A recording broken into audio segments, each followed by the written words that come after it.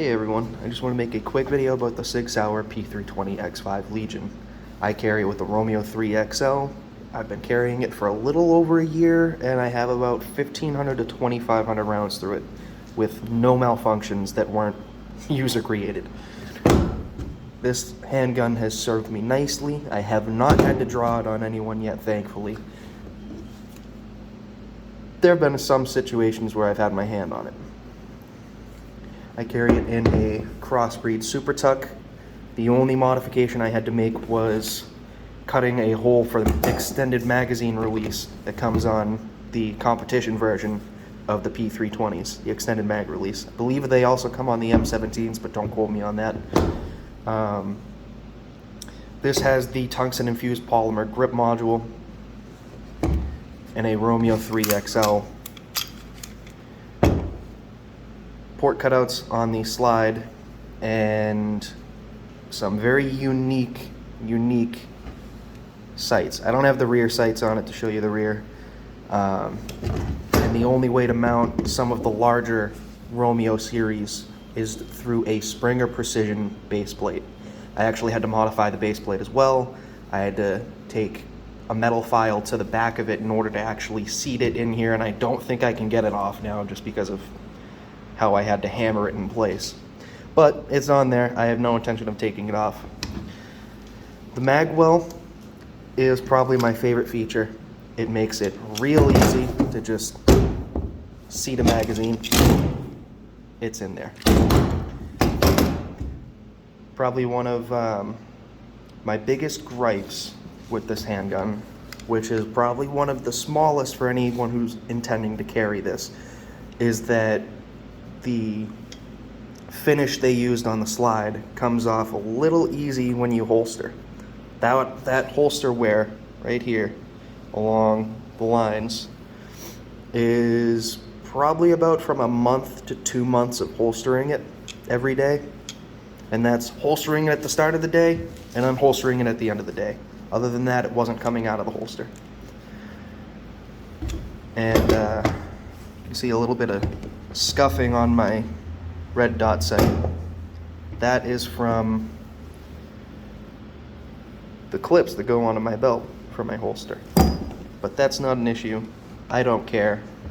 It's for purpose, not for looks. This has got the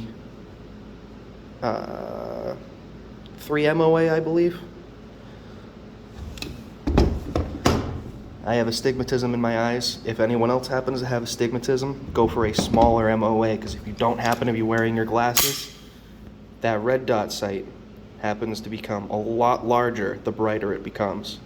So if you have it bright during the day and it's a 6 MOA, chances are you're not going to be able to see your target. But that's just me, that's my opinion. I would say test them both out in a store, 6 MOA and 3 MOA. There are people who are crazy enough to go to 1 MOA. I do not recommend that, but that's for the really crazy precision shooters. As far as what comes with it, you get 3 magazines, not these 2. I bought these ones. You get 3 17-round magazines, or 10 rounds if you're in a compliant state. I apologize if you are.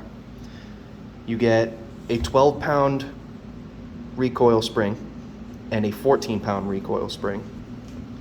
You also get a couple of stickers, a nifty little plastic case, and you get more fiber optic little plastic pieces. I want to say it's Dawson Precision, but I'm not entirely sure, that makes them.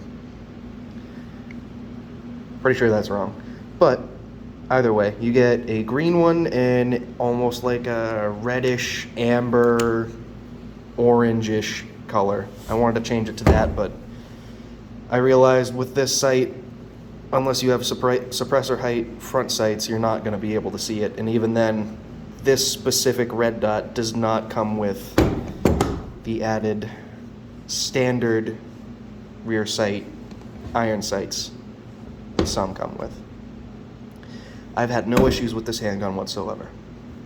It has served me beautifully. I love how easy it is to take apart. I can take it apart with one hand. There's my guide rod, my barrel, and the recoil spring. I'm even wasn't crazy enough, this part I'm probably not going to be able to do with one hand. I should be able to get this out. Oh god. I'm not going to struggle with that. This piece holds the fire control unit in place. That fire control unit, I find, is kind of stubborn to take out. If you pull the trigger back, see the front of the trigger kind of comes down a little bit, you can push up on it and wedge your finger underneath the front of the fire control unit and pull it up and out. And I got my finger wedged. There we go. But other than that, I just wanted to put a quick video out for anyone who may be looking at a SIG P320 or 320 X5 Legion. So far, I've had no issues with either of them. I've carried both of them. They're amazing handguns. This was actually my first handgun that I ever purchased. I've only been carrying it as of late. Other than that, I highly recommend it.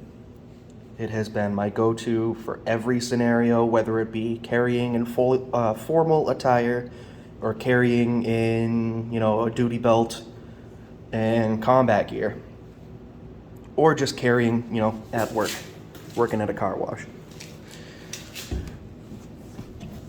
All of this has been a pleasant experience, from cleaning to shooting to everyday carry. My only gripe is that finding a holster that accommodates both a red dot and a light is almost impossible for concealed carry because it is a full-size gun. Crossbreed doesn't make them. I've been trying to find one from Safariland. If anyone has any recommendations, let me know, please. I would like to get a flashlight on this thing. But leave your thoughts, gripes, bitches, and complaints in the comments below. I'll try to respond to everything. If I can get this out in the next 30 seconds, I'll fully disassemble it. Ah, nice. There goes my finger underneath the the trigger rather, that I can put it under the fire control unit, up and out. This version of the P320 does not come with a manual safety. Instead, there's a pin that, of course, now doesn't want to come out. It comes out every other time I'm not paying attention. Oh well. Pin right here. That will come out if you're not careful. Oh, actually. No. Oh well. Yeah. Hasn't been cleaned since I fired probably about 500 rounds other than running a rag over it. Just a dry rag. So I would say for a carry gun and for a range toy, this gun far exceeds most other handguns that I've played with. I am kind of a SIG fanboy. I do have an MCX. Also a very nice gun. But as far as shooting, this is my go-to. Have a good one, guys.